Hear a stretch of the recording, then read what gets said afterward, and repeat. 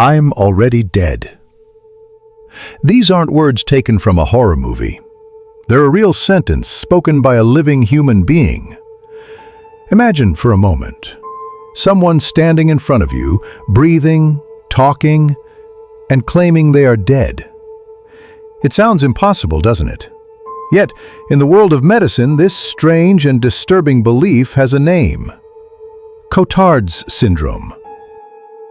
Also known as the walking corpse syndrome, this rare and mysterious condition causes a person to believe they are dead, even while they are still very much alive. Let's continue with a real case. In England, a man often found himself in cemeteries at midnight. He would sit among tombstones for hours, as if he belonged among the dead. His visits became so frequent that police had to escort him back home again and again. His name was Graham. He had gone through a deep and severe depression, so dark that at one point he attempted suicide by throwing an electrical device into his bath.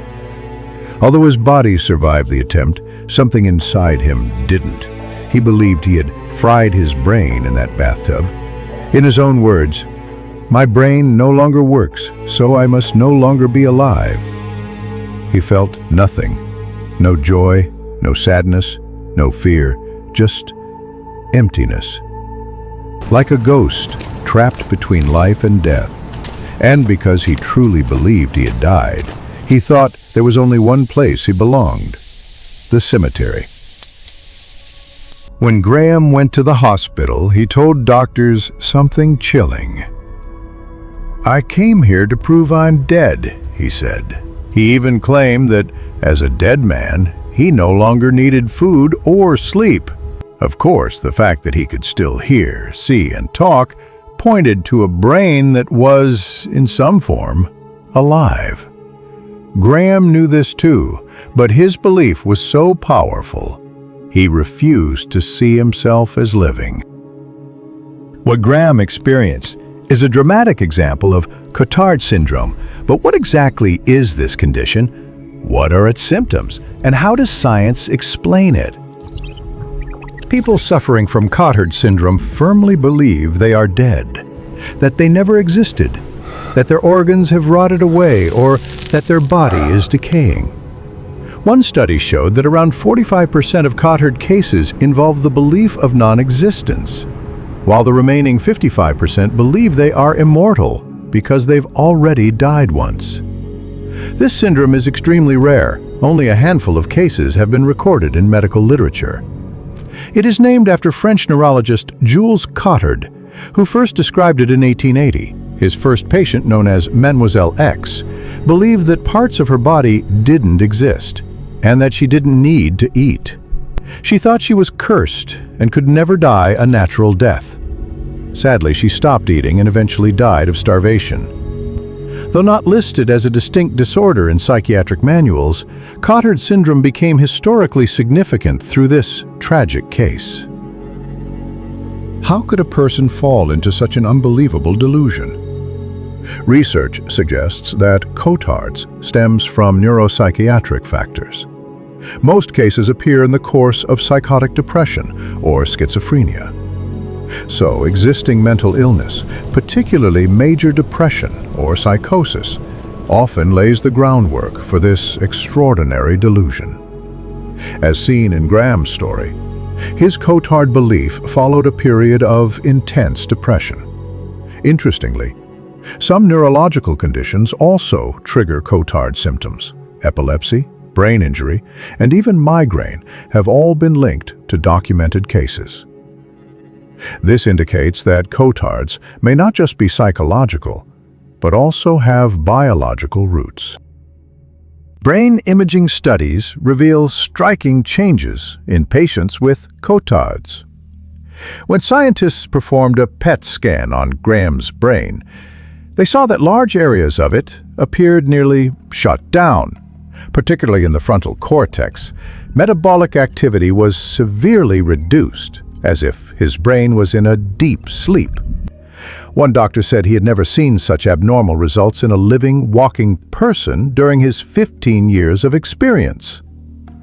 It was as if Graham's brain was under general anesthesia, despite him being awake. Scientists think this extreme brain shutdown may explain why the patient feels truly dead. There are interesting theories about the brain mechanism behind Cotard syndrome. One suggests that it may be related to the more well-known Cotard delusion. In Cotard, the person recognizes a loved one's face, but believes the person is an imposter. The emotional connection to the face is broken due to a disconnect between the visual recognition area and the emotional memory center. In Cotard's, a similar break may happen, but inward toward the self. When the connection between the fusiform gyrus, which recognizes faces, and the amygdala, which attaches emotional meaning, is disrupted, a person may look in the mirror and feel like the face they see doesn't belong to them. Taken to the extreme, this can lead to a denial of one's own existence. In short, Cotard syndrome splits apart the components of self-awareness and creates a paradox: a living body with a dead mind. Cotard syndrome is not just a medical curiosity. It's a psychological and philosophical earthquake. Imagine believing your own existence has vanished. The world around you loses its meaning. It becomes a dream or a nightmare. Some patients become totally indifferent to pain, pleasure, or reality because to them, nothing matters anymore. Others feel the horror of being dead while alive and suffer deeply from that belief. To be a living corpse may sound poetic, but for these individuals, it's their harshest reality. Cotard syndrome challenges our understanding of what it means to live and exist. It pushes us to question the line between life and nothingness. It flips the famous philosophical phrase, "I think, therefore I am," on its head. What if what we think is that we don't exist? If our brain rejects our very presence, are we still truly alive? Cotard's shows that the brain can play terrifying tricks on us, distorting the most basic truth we know, that we are here, alive and real.